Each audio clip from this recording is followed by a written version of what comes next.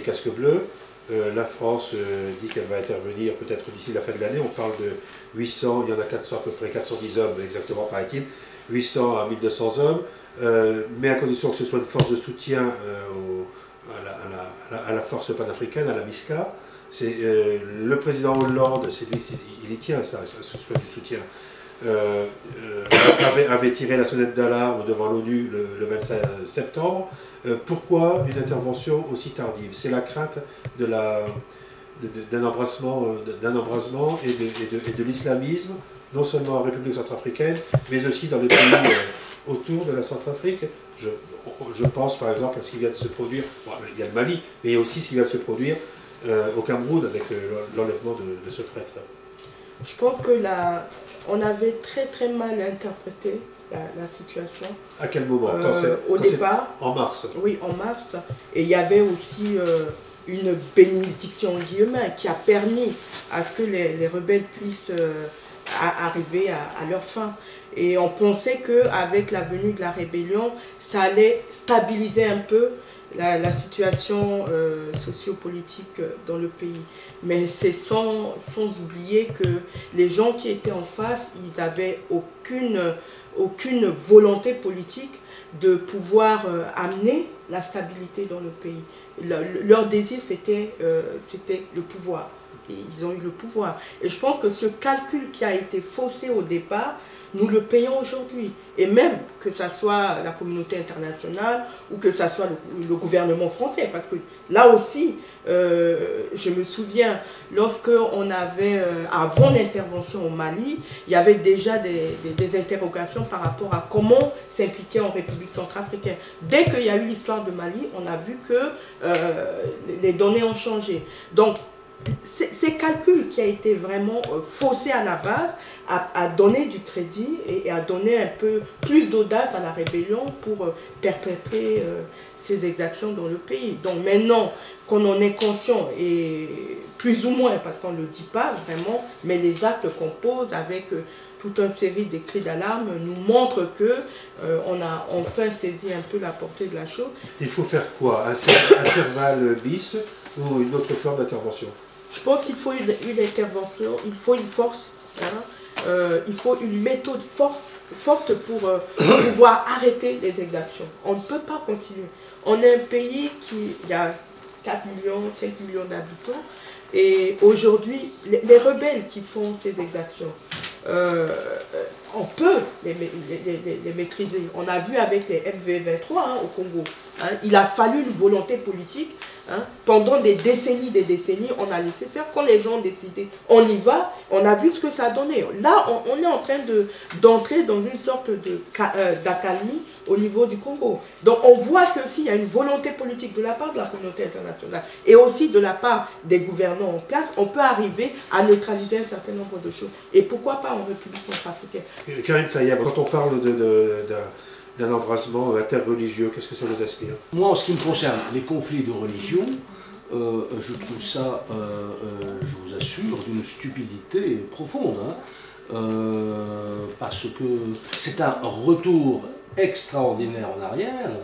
Je veux dire, par là, on ne va pas recréer les époques de l'Inquisition, soit en religion chrétienne, ou de l'extrémisme salafiste en religion musulmane, ou les intégristes qu'on retrouve dans le judaïsme. Donc, les conflits religieux, c'est vraiment... C'est une étape qui nous ramène en arrière. Moi, je suis profondément convaincu de ça. Je ne suis pas religieux. Je respecte les religions, mais il me paraît que la religion, n'importe laquelle, est une affaire profondément individuelle, du rapport de l'être à son Dieu, et ça ne doit pas concerner le tissu social en général. Mais ce que j'ai entendu en Centrafrique, ça dépasse largement ça, parce que les massacres, c'est une horreur. Quand on connaît en plus l'histoire de la Centrafrique et de la France, vous n'avez pas cité un grand empereur, un grand guignol, mais c'est une donnée quand même qui a bien montré quelles étaient les relations entre la France et la Centrafrique à l'époque du temps de Giscard, mais depuis, est-ce qu'elle a beaucoup bougé? Voilà, c'est la question que je l'ai posée. Et Ah, pour pardon. revenir un peu en arrière, mais non, ça tombe très bien. Ça tombe très bien. Vous avez bien connu cette époque et vous avez aussi dialogué dans l'après-Bokassa, puisque c'est lui que vous vouliez parler, avec Ange Patassé. Oui, malheureusement, depuis en tout cas, la République centrafricaine n'a pas eu la chance d'avoir des hommes politiques et des hommes d'État capables de le propulser dans sa destinée, en sachant qu'on a quand même été par le passé une plateforme au niveau de la sous-région de l'Afrique centrale. Bon, on ne peut pas que pleurer sur ce passé triste, mais en même temps, je me dis que tout est à refaire. Et c'est ça, on est dans une crise qui est terrible, qu'on n'a jamais connue, mais en même temps, il y a une volonté. J'ai jamais vu des Centrafricains aussi patriotes qu'avec cette crise. Il faut se dire qu'on a eu toute une série de crises horribles, hein, mais celle-là a dépassé les limites. Celle-là a dépassé les limites. Et pour rebondir par rapport à la religion, dans la rébellion, je pense que plus de 80% c'est des musulmans. Et des Soudanais, des Tchadiens. Quelle est la part entre les musulmans et les chrétiens?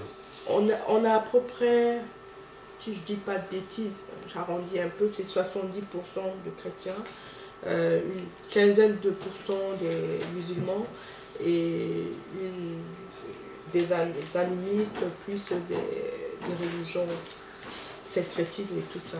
Mais sinon, le pays a majorité chrétien. Mais jusqu'à présent, on a vécu en symbiose, en parfaite harmonie. Et ce qui est troublant, c'est que quand les rebelles sont arrivés, bon, d'abord, c'était la plupart des musulmans, et de deux, on a remarqué que tout ce qui était centrafricain musulman n'était pas affecté. Les pillages, les viols, les massacres ne touchaient pas ces Centrafricains. Ça, c'est vérifiable. Oui, c'est vérifié. Et donc ça a duré pendant plus de 6 mois.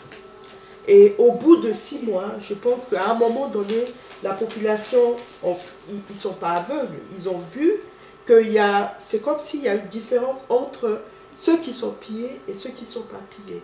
Donc ça a créé une sorte de colère, de haine, et puis aussi, pourquoi nous et pas eux?